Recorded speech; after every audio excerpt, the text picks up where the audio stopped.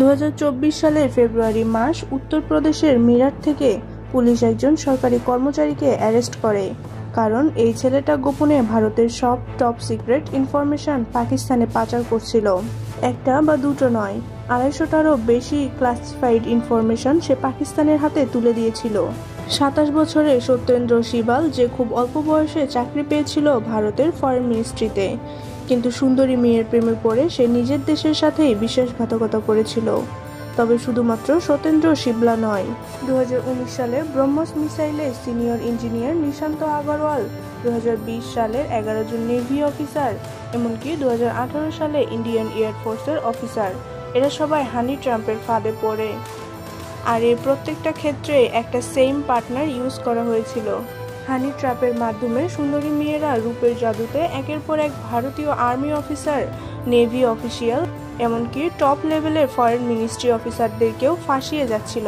এই মুহূর্তে বর্ডারের স্ট্যাটাকের থেকেও ভয়ঙ্কর রূপ নিয়েছে এই হানি ট্র্যাপ, যার থেকে একের পর এক টপ সিক্রেট ইনফরমেশন পাস হচ্ছিল পাকিস্তানে।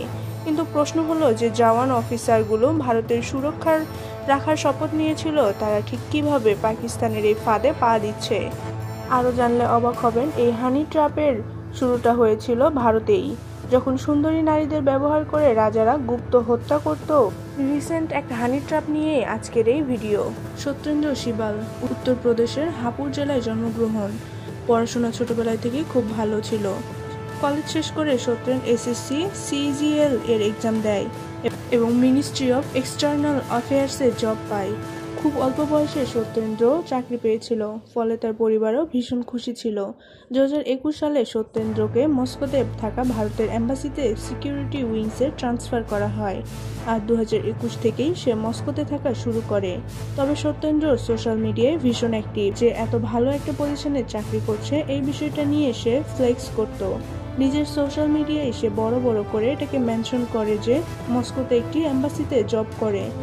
তবে আপনাদেরকে বলে দেই, যারা এই দেশের সিকিউরিটি সেক্টরে কাজ করে তাদের এইভাবে সোশ্যাল মিডিয়ায় নিজের জবের ডেসক্রিপশন লেখার কোনো পারমিশন নেই। ফেসবুকে সত্যেন্দ্র একদিন একটা মেয়ের ফ্রেন্ড রিকোয়েস্ট পায় পূজা মেহরা নামে। মেয়েটির প্রোফাইল ঘেটে সত্যেন্দ্র দেখতে পায় মেয়েটা কানাডার বাসিন্দা, পড়াশোনার জন্য এই মুহূর্তে ব্যাঙ্গালোরে থাকছে, আর মেয়েটি দেখতেও খুবই সুন্দর। সত্যেন্দ্র ওই ফ্রেন্ড রিকোয়েস্ট অ্যাকসেপ্ট করে ধীরে ধীরে দুজনের মধ্যে কথাবার্তা শুরু হয়। কয়েকদিনের মধ্যে ফোন নাম্বার এক্সচেঞ্জ হয়। কথায় কথায় পূজা জানায় সে বিভিন্ন দেশের মধ্যে ইন্টারন্যাশনাল রিলেশন আছে, সেটা নিয়ে পিএইচডি করছে, তাকে এই বিষয়ে অনেক রিসার্চ করতে হয়। প্রথম সত্যেন্দ্র পূজার সাথে ইন্টারন্যাশনাল রিলেশনের ব্যাপারে কথাবার্তা বলতো, আর তাদের এই সমস্ত ফোন কল হোয়াটসঅ্যাপ বা ইন্টারনেট কলের মাধ্যমে হতো। এই কিছুদিনের মধ্যেই দুজনের মধ্যে একটা রিলেশনশিপ শুরু হয়। রিলেশনে যেতেই পূজা সত্যেন্দ্রের কাছ থেকে হেল্প নিতে শুরু করে তার পড়াশোনার জন্য। সে নানাভাবে সত্যেন্দ্রকে যে কাজ করে, যে পজিশনে আছে সেটা নিয়ে প্রশংসা করতে থাকে, আর এটা শুনে সত্যেন্দ্র নানাভাবে এটা বোঝানোর চেষ্টা করে সে অনেক বড় একটা পোস্টে চাকরি করে, নিশ্চয়ই অনেক সিক্রেট জানে।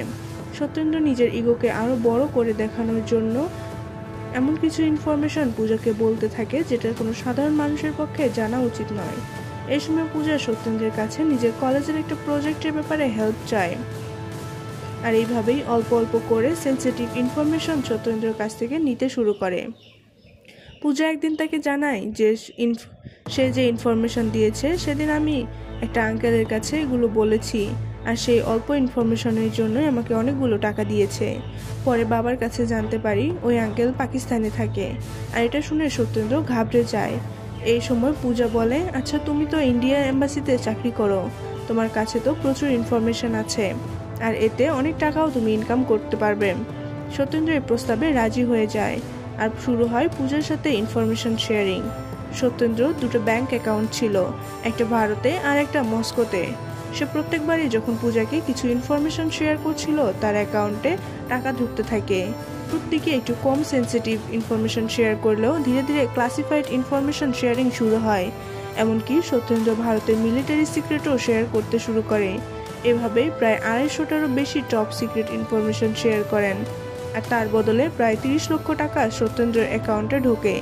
এদিকে ঠিক একই সময়ে ভারতের গুপ্তচর সংস্থা এর কাছে একটি ইনফরমেশন আসে যে ভারতের কোনো বিদেশি এম্বাসি থেকে বা ইনফরমেশন লিক হচ্ছে, আর সেগুলো পৌঁছাচ্ছে পাকিস্তানের আইএসআই এর হাতে। আর এবার শুরু হয় শেখ গাদ্দারকে খোঁজার পালা।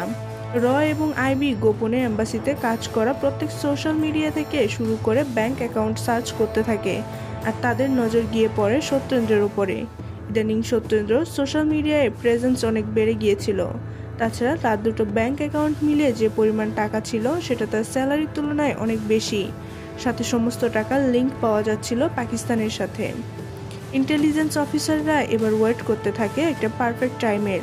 তারা সত্যেন্দ্রকে রেড হ্যান্ডেড ধরতে চেয়েছিল, যাতে সে পালানোর কোনো পথ না পায়। কিন্তু এই সময় সত্যেন্দ্র একটা ছুটির আর্জি জানায় এম্বাসিতে।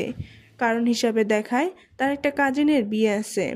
সত্যেন্দ্র গত প্রায় 2 বছর ধরে দেশে ফেরেনি, ফলে তার ছুটি অ্যাকসেপ্ট করে নেওয়া হয়। 24 জুন 2024 সাল সত্যেন্দ্র মস্কো থেকে সোজা দিল্লিতে আসে, আর সেখান থেকে উত্তরপ্রদেশের হাপুড়ে সে তার বাড়িতে যায়। পুলিশ এই সময় সত্যেন্দ্রের উপরে অল টাইম নজরদারি করছিল।